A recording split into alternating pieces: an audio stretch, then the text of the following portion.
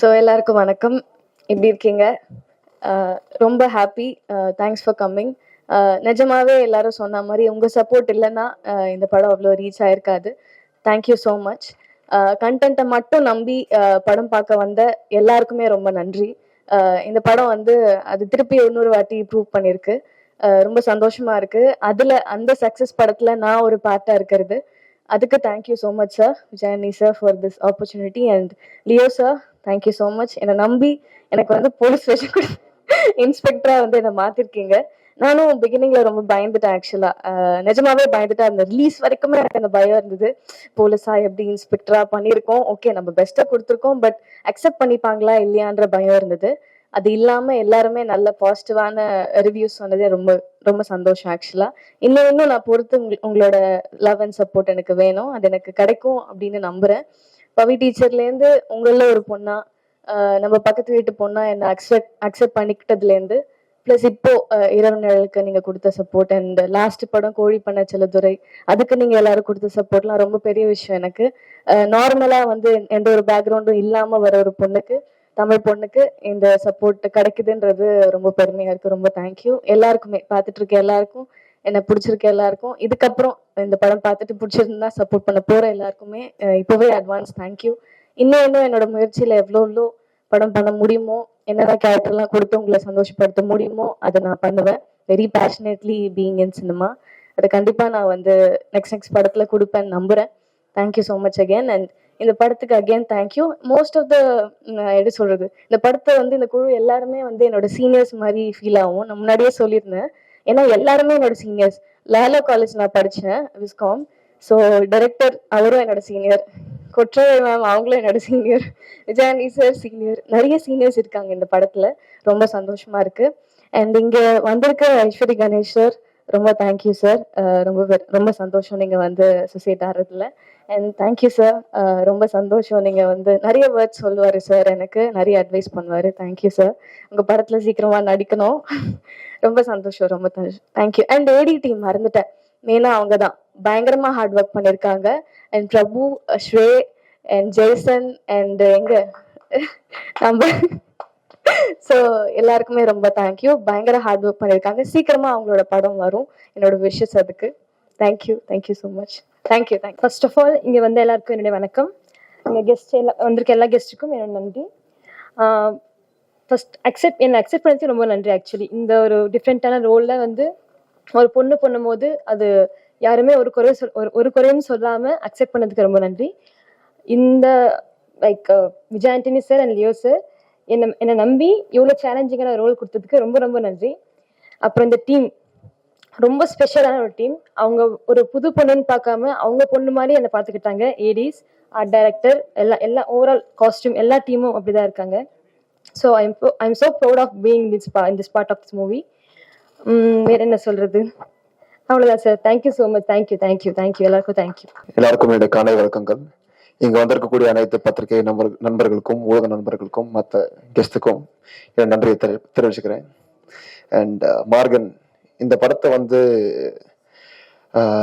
Fathima Jonty ma'am தயாரிப்பில் Vijayani sir எனக்கு ஒரு வாய்ப்பை கொடுத்து, லியோ ஜான் பால் சார் வந்து அதில் வந்து நான் ஒரு பொருத்தமான கேரக்டரா இருப்பேன் நம்பி அந்த வாய்ப்பை கொடுத்துக்கு ரொம்ப ரொம்ப நன்றி சார் ரெண்டு பேருக்கும். அண்ட் இந்த படம் வந்து ஆக்சுவலாக வேர்ட் ஆஃப் மவுத்தால ஸ்ப்ரெட் ஆன ஒரு நல்ல ஒரு படம் அப்படின்னு, இதில் உள்ள ஒரு கருத்துக்களும் இதில் உள்ள இருக்கிற வெரைட்டியும் ஐ திங்க் நிறைய ஆடியன்ஸை வந்து என்கேஜ் பண்ணக்கூடிய ஒரு படமா இருந்துச்சு. அண்ட் நல்லாவும் ரிசீவ் ஆச்சு இந்த படம். ஆக்சுவலா என்னை வந்து படமா நான் பண்றேன். படமா பண்ணும்போது இந்த அளவுக்கு ஒரு கேரக்டரை குறியிட்டு அவன் நல்லா பண்ணியிருக்கான்னு சொல்றதுக்கு வந்து ஒரு ஏதோ ஒன்று பார்த்துருக்கேன் அந்த படத்துக்கு. ஸோ அந்த அளவுக்கு கூர்ந்து கவனிச்ச ஆடியன்ஸ்க்கும் எல்லாருக்கும் வந்து நன்றியை தெரிவிச்சுக்கிறேன். அண்ட் மற்றபடி இந்த படத்தை வேலை செஞ்சிருக்க அனைத்து technicians, AD team, VFX team, art team, costume team அப்படின்னு சொல்லி முதற்பட்ட எல்லா டீமுக்கும், ப்ரொடக்ஷன் டீமு அப்படிங் ஸோ அவங்களோட ரிலன்ட்லெஸ் எஃபர்ட்டாக தான் இந்த படம் வந்து இப்போ இந்த மாதிரி வந்து நின்றுருக்கு.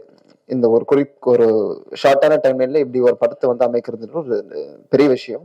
அண்ட் அதுக்கு சப்போர்ட் பண்ண அனைத்து டீம் மெம்பர்ஸ்க்கும் என்னோட நன்றியை தெரிவிச்சுக்கிறேன். Really thank you and thank you once again. தேங்க்யூங்க. அனைவருக்கும் வணக்கம். முதல்ல நான் தாமதமாக வந்ததுக்கு மன்னிக்கவும். நான் வந்து ஈஞ்சம்பாக்கத்தில் கிளம்புனேன். கிட்டத்தட்ட 2 மணி நேரம் ஆயிடுச்சு வர்றதுக்கு.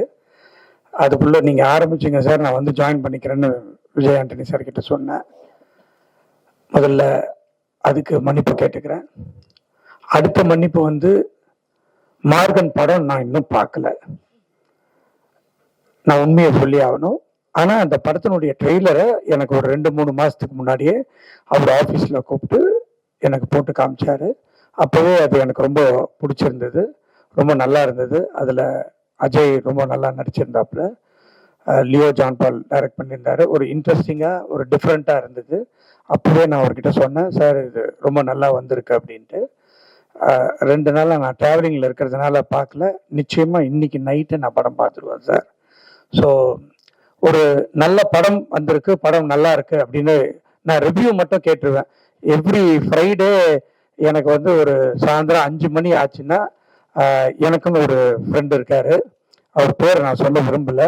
அவர் வந்து கரெக்டாக சொல்லிடுவார், சார் இது வேலைக்கு ஆகாது சார், இது வேலைக்கு ஆகும் சார், இதுதான் சார் ஷேரு, உங்களுக்குலாம் தெரியும்னு நினைக்கிறேன் யார் அவருன்னு, இவ்வளோ ஷேர் வந்துடும் சார் அப்படின்றது கரெக்டாக ஃபர்ஸ்ட் டே ஒரு ஷோ முடிஞ்ச உடனே அவருக்கு பேசின, சார் இந்த படம் எப்படி இருக்கு, அந்த படம் எப்படி இருக்கு, அந்த படம் எப்படி இருக்குன்னு லைனா இவர் தனஞ்சயன் சார் சொன்ன மாதிரி வாரத்துக்கு நிறைய படங்கள் ரிலீஸ் ஆகிறதுனால நல்ல படங்கள் கூட ரீச் பண்ண முடியாம போயிடுது.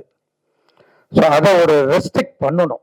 நிச்சயமா தயாரிப்பாளர் சங்கம் அதுக்கு ஒரு ஒரு ஸ்டெப் எடுத்து இத்தனை படம் தான் இந்த வாரம் வரணும் அப்படின்றது ஒன்று பண்ணாங்கன்னா நிச்சயமா சின்ன படங்கள்லாம், நல்ல படங்கள்லாம் இருக்கு.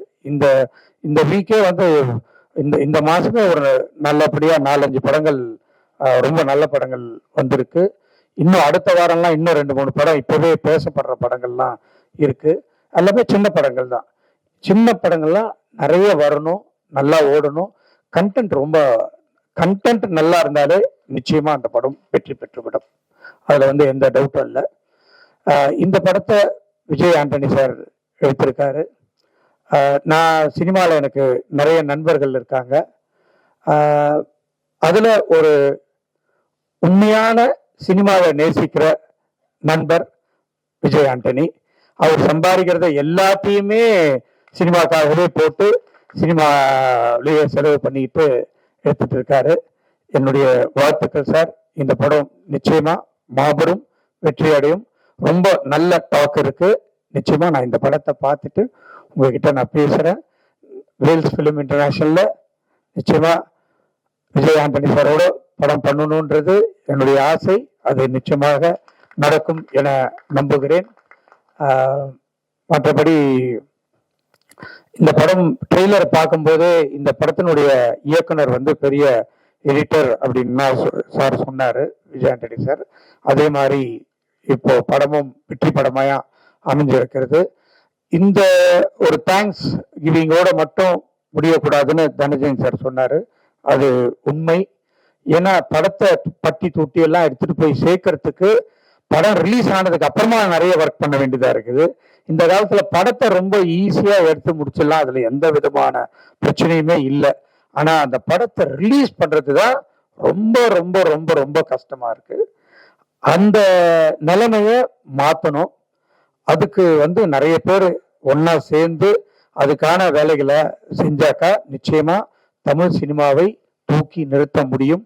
இன்றைக்கு தமிழ் சினிமாவால் நிறைய பேர் வாழ்ந்து கொண்டிருக்கிறார்கள், அதை வந்து நேசித்து கொண்டிருக்கிறார்கள். நான்லாம் வந்து சினிமா லவ்வர். எந்த படம் ரிலீஸ் ஆனாலும் அந்த படம் நல்லா இருந்தாலும் நல்லா இல்லைனாலும் தியேட்டர்ல போய் உட்காந்து ஆடியன்ஸோட பார்த்தாதான் எனக்கு திருப்தி.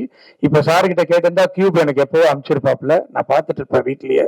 பட் எனக்கு அது பிடிக்காது. தியேட்டர்ல போய் உட்காந்து ஆடியன்ஸோட பார்த்தாதான் அந்த படத்தை வந்து ரசிக்க முடியும். அதுல நடிச்சிருந்த 2 ஹீரோயின்ஸும் ரொம்ப நல்லா நடிச்சிருந்தாங்க.